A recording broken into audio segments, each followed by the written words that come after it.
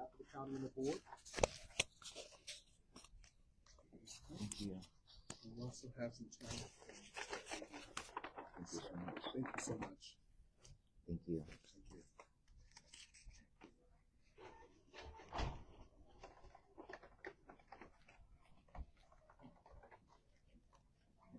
Thank you very much.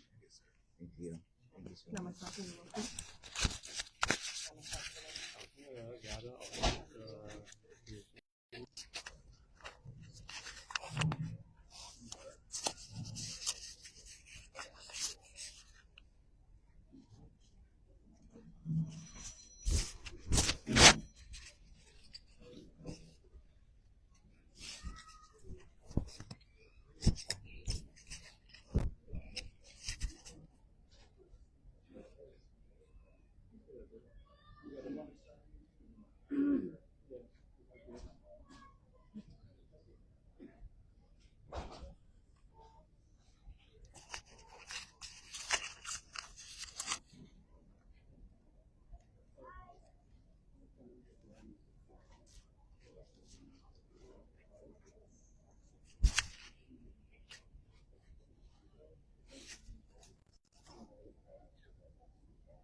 Test, test, test.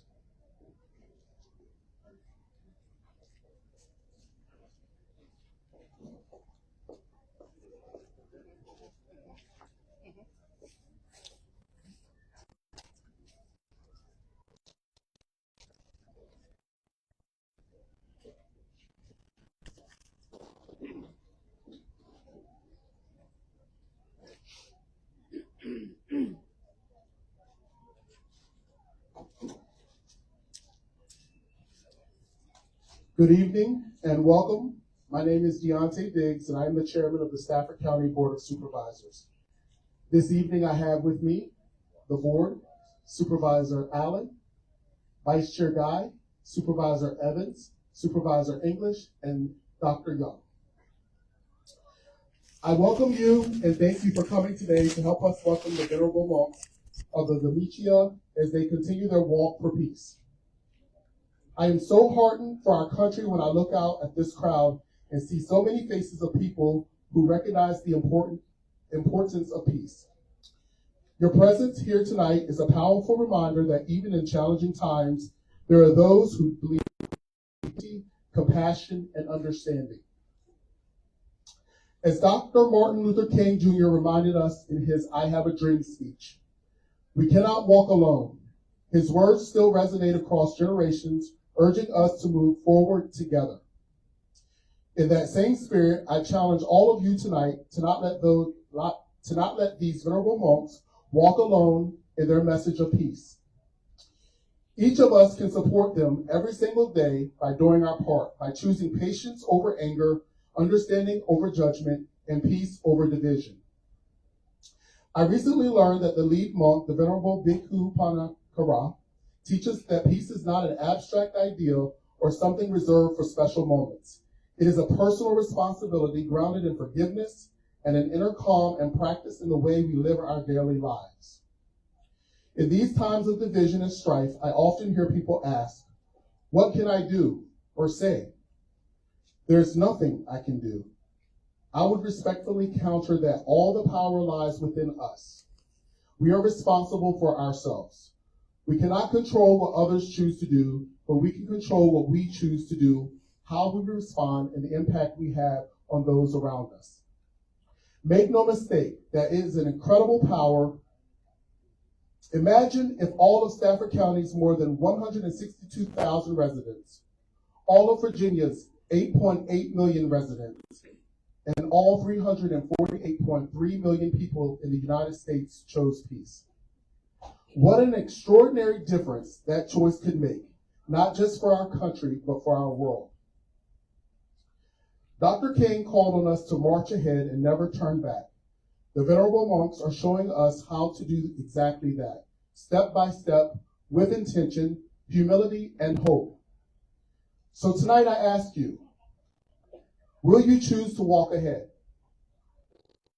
Will you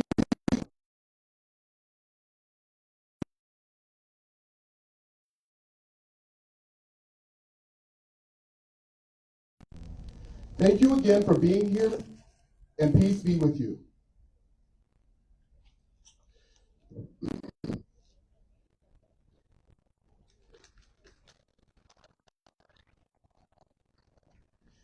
I invite the Venerable monks to join me here on the podium for a proclamation.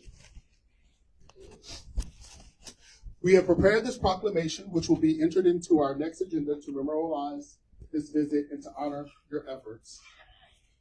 I'm going to read the proclamation, and then I ask that you all remain as we take some photos.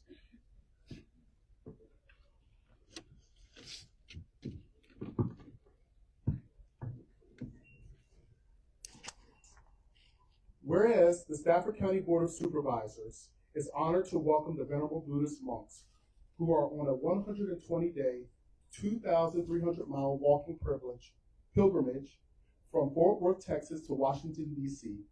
And whereas this walk for peace is a profound act of compassion, dedication, and nonviolence, intended to bring awareness to the urgent need for inner peace, unity, and loving kindness across America and the world.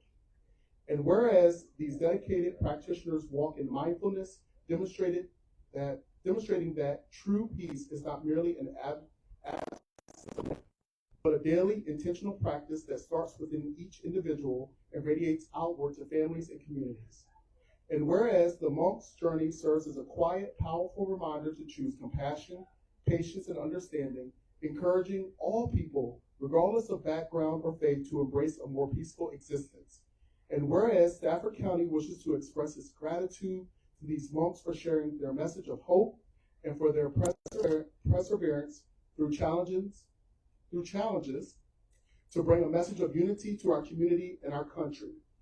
And now, therefore, be it proclaimed by the Stafford County Board of Supervisors that be and hereby proclaims February 6, 2026 as Walk for Peace Day in Stafford County. All right, we're going to take a picture with the board.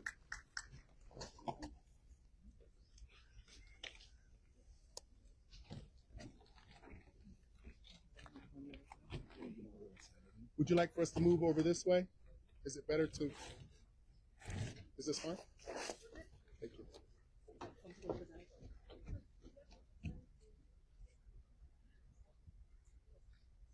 Thank you. Thank you so much. Stairs. Okay. At this time, I'm going to introduce our next speaker, the Venerable Bhikkhu Panakara. Thank you so much.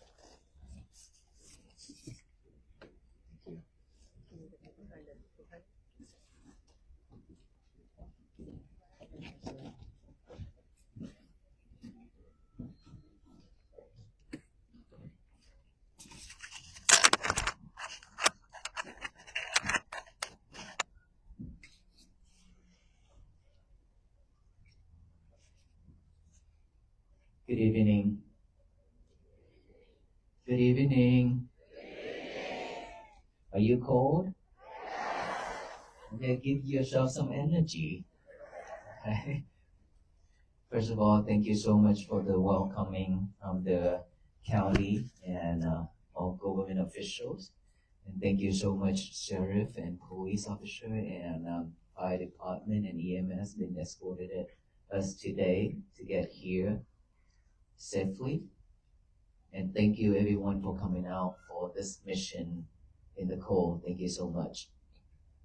And of course, without this place, we're going to be, we staying outside. It's going to be very cold. So thank you so much for the host to host us here tonight.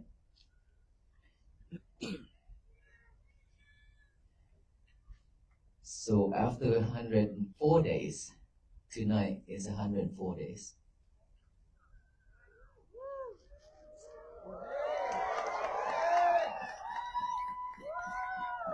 How many of us here that have been practicing mindfulness to have peace? Well, how many? How many of us Please raise your hands. Oh, that's a lot. So how was it? Did you catch that monkey? Huh? The monkey that is jumping here and there in our mind, in our head. That monkey, those thoughts keep on jumping here and there. If you meditate, if you practice mindfulness, then you should be able to see those monkey jumping here and there, right? Is that right? If not, then probably you have done something wrong. As you should be able to see that mind is thinking of all kind of things, one after another, right? When you focus on your breathing. So how about today? Since you woke up until now, how was it? On and off? It's not a good day at all? A good day? Okay, now is a good day, right? What about before that? Yes, still good? A great day? Oh, that's wonderful. That is awesome. For us to have a whole day of peace, that is very difficult. So how many hours have you spent to come out to wait for our venerable monks to arrive up until now? How many hours? 9. New Jersey, from New Jersey. Well, today I have encountered some Delaware, in Canada, Massachusetts. Well, a lot of people coming from Florida. Oh, thank you so much for all this love. Thank you. Thank you so much. And so we come from different backgrounds, different areas, different faith, different beliefs, and different skin colors and different languages we speak, right? But yet, of course, we be here together, we be able to stand here together in this call just for one mission, for the same mission, which is peace, that everybody is looking for, have been looking for it. And now that we found it, because of the venerable monks are walking for peace. And this is the 104 days that we have walked. On each and every step we walk is with mindfulness. And everywhere we walk, now that a lot of people coming out to greet, to support, to show love and hospitality, it means that we really need help, because if we don't need help, we won't come out, right? It's because we've been suffered, that's why we come out to support this mission. And I strongly believe every single one of us struggle in our life. It's just different ways, different things. But all of us struggle. All of us suffer. So how long and how many more days, how many more months and years that we want to continue with that sufferings? Or we willing to change from now? Would we like to change it from now or continue sufferings? Change, right? Chance to be a better? Chance to be better, chance to have a better life. In order for us to do that, we just have to practice. We have to put in effort. Without effort, just like when you have a thought that you want to come out to support this mission, it's always started from that thought.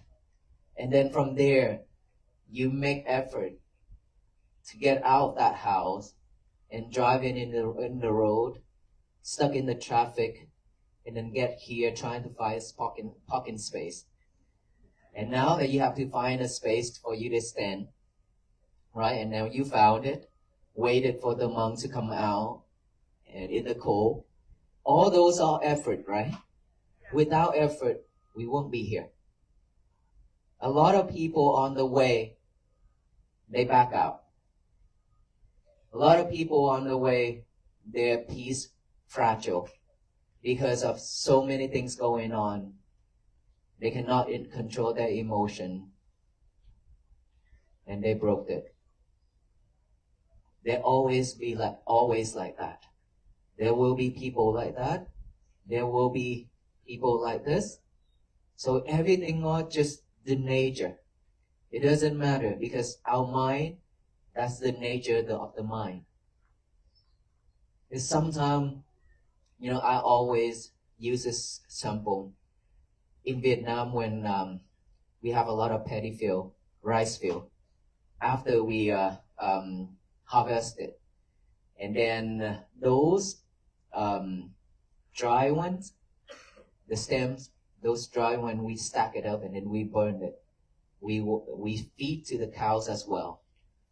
And so when you burn those versus you burn the wood, which one will burn faster? Right, the rice, right? Those will burn very quickly. It will grow, the fire gonna get higher and higher, and it's keep burning very quickly, and then it's gone. Versus the wood, the logs, those will take a long time to burn, and of course it will stay longer. For most of us, we are just like those rice stems. Whenever you hear something, anything, or just, for example, for this waffle piece, we are so excited about it. We want to come out right away. We want to support right away. Everything just burning so quickly. And then right after that, nothing else to burn. It's gone. It's gone. We don't want that. We don't want our life to be like that. We would want our life to burn as long as possible, as strong as possible, but it lasts. Not just keep burning and burning within a few minutes and it's gone. We don't want that in our life. But unfortunately, a lot of people doing this because we always want fast food. We love fast food, right? Anything quick, fast. When it's too slow, we don't want it. We don't want it. When you practice something and you're waiting for the result, if you don't see the result, you quit. When you do something and you want to see the result, when you don't see the result, you quit. That is the nature of the human being. We always expect the outcome. That you see it right in front of us. You can feel it, you can taste it. That is our expectation. And of course, a lot of things you can feel it, a lot of things you can taste it, a lot of things you can see it. But there's a lot of things just like marriage, we cannot see it. Spirit, we cannot see it. All those things in our mind, we cannot see it. All those thoughts, all those things we cannot see, right? We cannot see any of that. And of course, when we practice, when we do something, that is something that is growing with us every single time when we practice. So if you want to see the result, you'll be disappointed. But to be honest with you, when you really want to see the result, when you can see that monkey mind jumping here and there, that means you already in progress. Because a lot of time you cannot see those monkey mind. A lot of time when you do a lot of things, you cannot see your mind is active like that way. Right now that you practice, pay attention to your breathing. That is when you can see your thoughts. Oh, I have that thought. That lady just bumped into me earlier today. And now that we sit down or we stand here and then just close our eye and focus on our breathing. And then that lady pop up in our head. or somebody else gonna hurt her, so on. Our mind is like that, always thinking this and that. Okay? So when anything that happened to us during our daily life is recorded. After it's recorded, when there's time, the right time, right condition, it will pop up. Our mind is just like a hard drive in the computer. Anything you keyed in is recorded. Okay? Anything you key in into that keyboard, it will record it in that hard drive. Unless you format it. But then our mind, you cannot format it. It's recorded, either bad or good. You cannot format it. But here's the thing that you can do. You cannot eliminate it either. Format means eliminating. We cannot do that. But what we can do is to acknowledge it, to observe it. Anything that pops up, we observe it, we acknowledge it, and then when our mind is strong, when our concentration is strong enough, automatically all those won't bother you anymore. Even though it still exists. But they are weak. Versus your mind is so strong. Whenever those thoughts pop up, you can see it right away. When you see it right away, means they will vanish by itself. It cannot exist. It cannot stay within your pure mind. It always stays when our mind is not pure. When our mind is full of defilements, then yes, all those unwholesome thoughts will stay. But when your mind is pure, all those will be gone. So in order for us to do that, we have to practice mindfulness. In order for us to have peace, we have to practice mindfulness. Don't expect our venerable monks to bring peace to this town, to all of you here. Don't expect that way. We are just walking to show you the way, the path, and show you even in tough time, we're still not giving up. We encounter a lot of problems, right? But we are not giving up. We still continue our walk and peacefully doing that. We are walking just to show you the key, show you the path, hand you the key to open that box where you have locked peace and happiness inside. And you've forgotten it for a long time.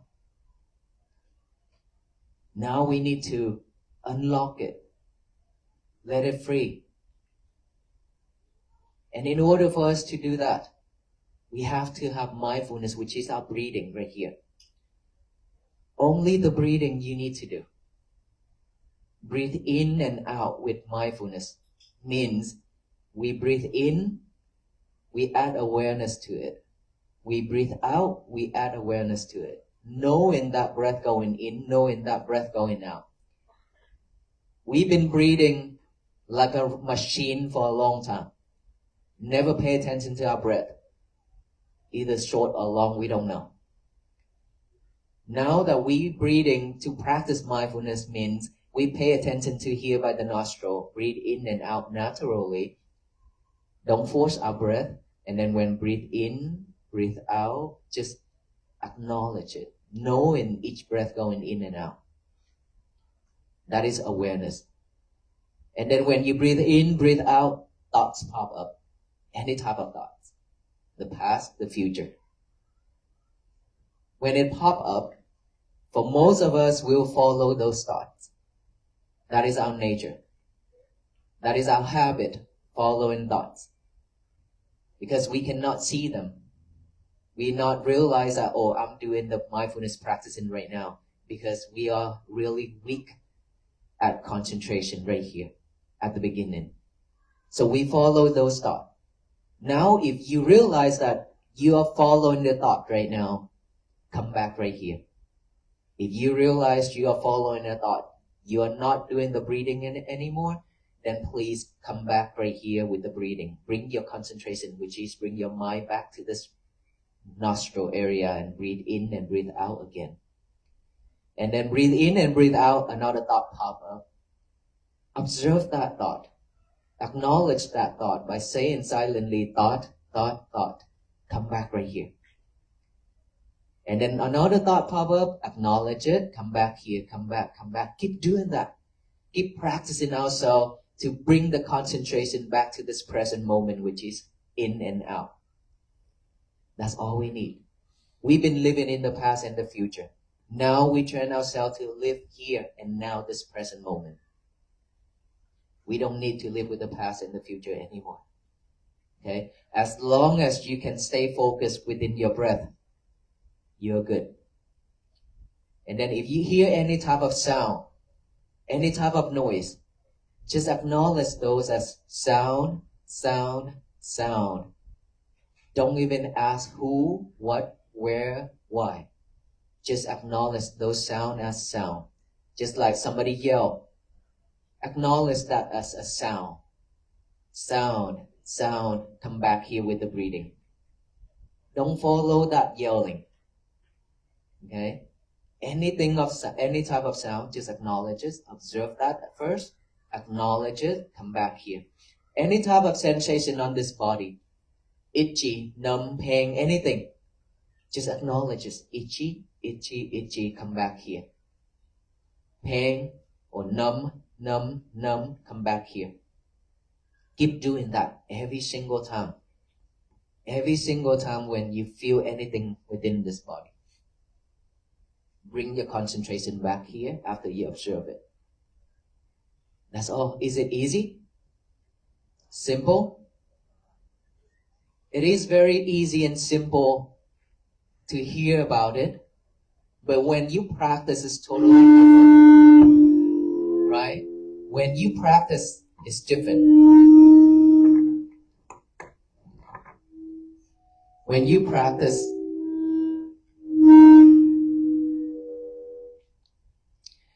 when we practice, then our mind tend to follow those thoughts over and over. Keep chasing after those thoughts. And then let's say if you meditate for 1 hour, you're probably gonna spend 50 something minutes chasing after the thoughts already. Yes? Because those thoughts are so strong and our concentration here is very weak. So weak. That's why we cannot focus. Now if we want to, after 50 something minutes, and then you realize that, oh, you still following the thought. It's okay to come back here, even if it's 59 minutes. You just have 1 minute, that's enough. Don't be disappointed. Continue practicing. Every single day you add 1 minute. 1 minute. Add up every single day. And now when you go to work, let's say you work for 8 hours. Right where you sit to do your work, every 1 hour pass by. Just take out 1 minute. 1 minute off from that 1 hour. Close your eyes, relax, let go of everything. Focus on your breathing. After 1 minute, go back to work. Another hour, take out another minute. Keep doing that. At least 8 hours of working, you have 8 minutes of mindfulness practicing. That's how you add it to your workplace. Not just that. We mindfully doing our work, our job. That is practicing as well. But do not multitask. Do not multitask when you do any type of work. Okay? If you can do that every day, and at home, when you cook, just focus on cooking. No lovers, which is no cell phone. When you cook, focus in it. When you eat, focus in it. Try to be mindful when you eat. I challenge you. On that table, dinner table with the whole family, no lovers, and no talking. Just mindfully eat. If we can do that, you see how benefit it is. if you can just focus. Sometimes if you want to talk, it's okay to talk, but talk with mindfulness. And then done, back to eating. It means that we do only one task at a time, one thing at a time. When you talk, because when we talk and then we eat, we really don't know what we're eating. When we eat and we check on our phone, we don't know what we're eating. A lot of you, when you eat, the eye is catching on the TV, the hand is scooping and eating. We really don't know what we're eating for sure. Is that right?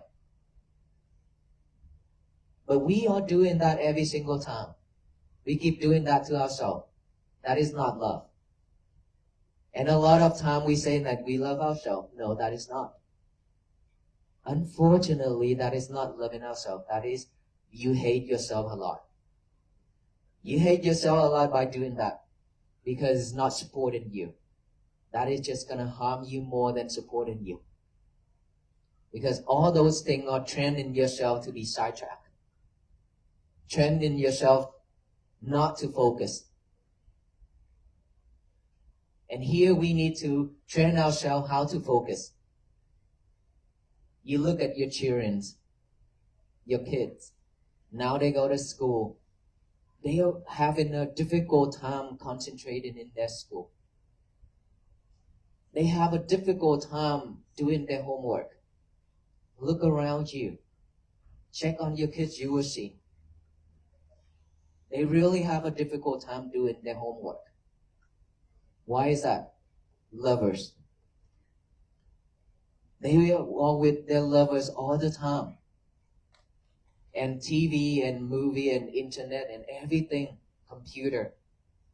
They cannot stay focused. What about the future generation? If we keep doing this, what's going to happen? We completely wipe out everything in our head. Our memories, we cannot remember anything. Right? So are we going to spend the rest of our life doing this to ourselves and our future generation, to our kids and grandkids? I hope not. And please, this is the time, this is the call that I hope everyone will see all these problems to turn around. We need to turn around maybe to the old day. Maybe to the old day, because those old days we wasn't that busy chasing the world. We wasn't that busy spending most of our time on that lovers. Now that we spend so much time on it. And you change your lover every single year.